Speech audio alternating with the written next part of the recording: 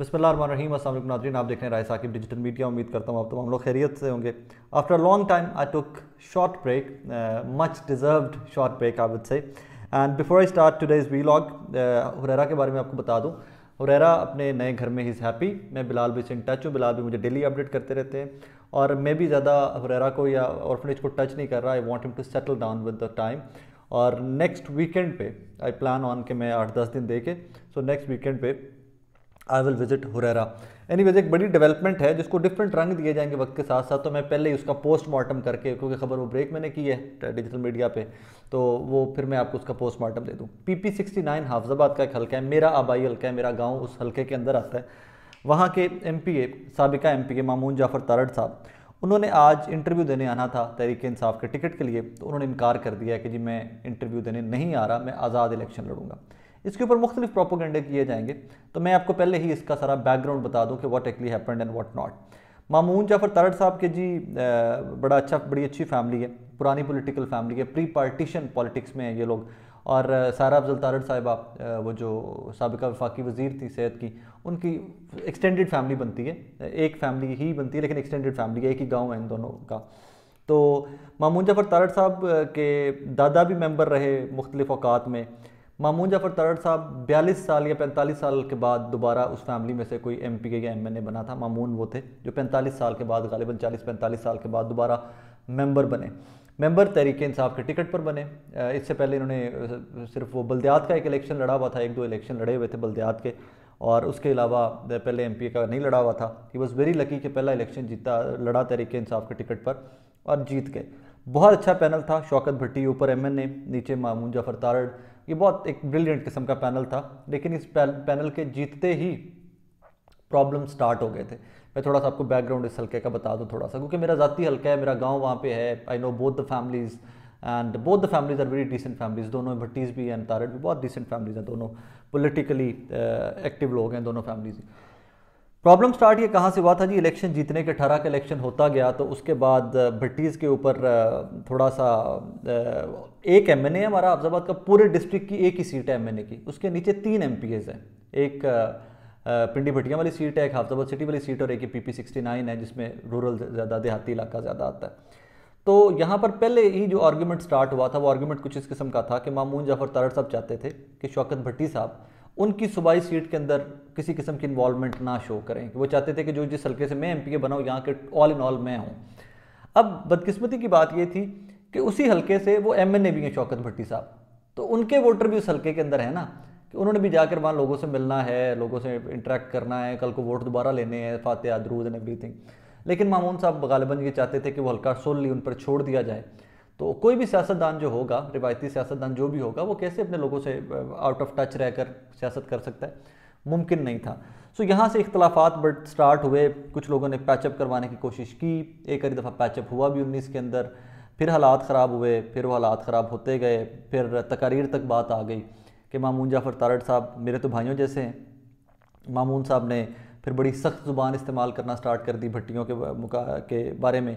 भट्टी साहबान start में बड़ा दरगुजर करते रहे। मेहदी हसन भट्टी साहब जो बुज़ुर्ग हैं, भट्टी ग्रुप के जो लीडर भी हैं हाफजाबाद डिस्ट्रिक्ट में, उन्होंने भी बड़ा बुर्दबारी से बड़ा, हालांकि इस एक सीट के ऊपर भट्टियों की अपनी फैमिली के अंदर भी बहुत लड़ाइयाँ हुई थी।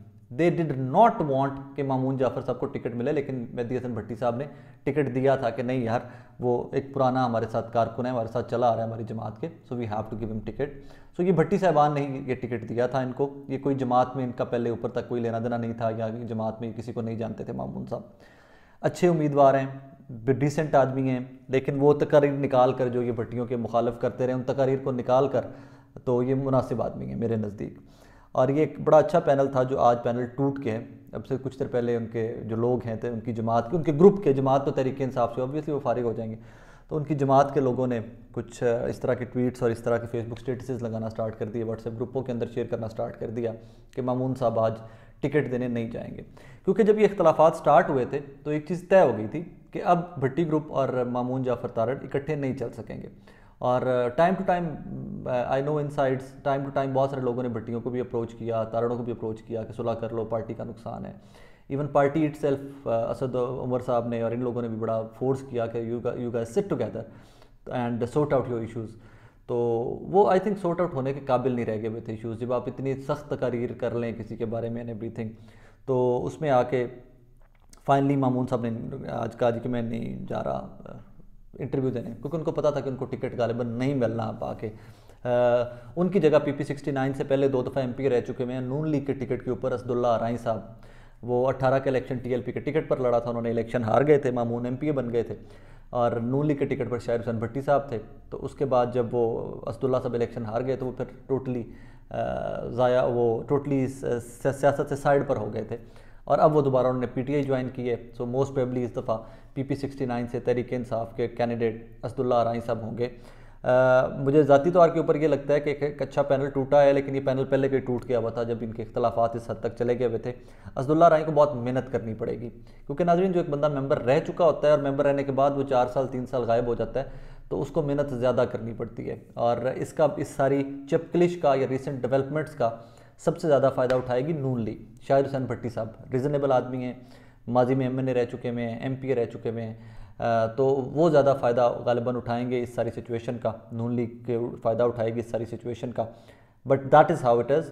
और ज़ाती तौर के ऊपर मुझे लगता है कि मामून जाफ़र तारड़ साहब के कोई 5 से 10 हज़ार के करीब ज़ाती वोट होगा अब तक, क्योंकि एक पुरानी पॉलिटिकल फैमिली है, दो कि वो 40 साल इक़्तिदार उनके घर में नहीं आ सका, लेकिन पुरानी पॉलिटिकल फैमिली है, और इसी 10,000 वोट या 5,000 से 10,000 वोट को कवर करने के लिए असदुल्ला अराई साहब को ज़्यादा मेहनत करनी पड़ेगी, क्योंकि भट्टी साहबान की लीड पिंडी भट्टियाँ वाली साइड, हाफजाबाद से नीचे नीचे वाली जो बेल्ट है, वो अपनी MNA की सीट की लीड वहाँ से निकालते हैं। जो हमारा वाली साइड है, यहाँ पर आकर बहुत ज़्यादा लंबी चौड़ी लीड भट्टी साहबान की ज़रूरत नहीं होती, क्योंकि ये तारड़ों का डोमिनेटेड एरिया है, यहाँ पर बरादरीज़म में तारड़ बहुत ज़्यादा है।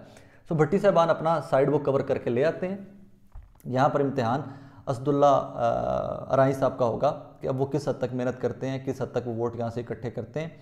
लेकिन अब इसके ऊपर प्रोपेगेंडा बहुत सारी सियासी जमातें करेंगी जी कि देखें लोगों ने टिकट लेने से इनकार कर दिया and everything. So basically scene ये है कि तहरीक इंसाफ ने वो टिकट या भट्टी साहबान की और जो तारों की ज़ाती रंजिश या लड़ाइयाँ चल रही थी उसकी वजह से टिकट जो है वो नहीं मिलना था। मामून साहब का थोड़ा सा बैकग्राउंड भी आपको बता दूं कि मामून साहब बुज़दार साहब के साथ बहुत दोस्ती रही उनकी, उन्होंने उस टाइम को भी बड़े अच्छे से कैश किया, भट्टी के खिलाफ कैश किया, अफसरान अपने लगवाने, उनके कामों में रोड़े अटकाने, भट्टियों के परेशान करना, टॉन्ट करना, जिच करना।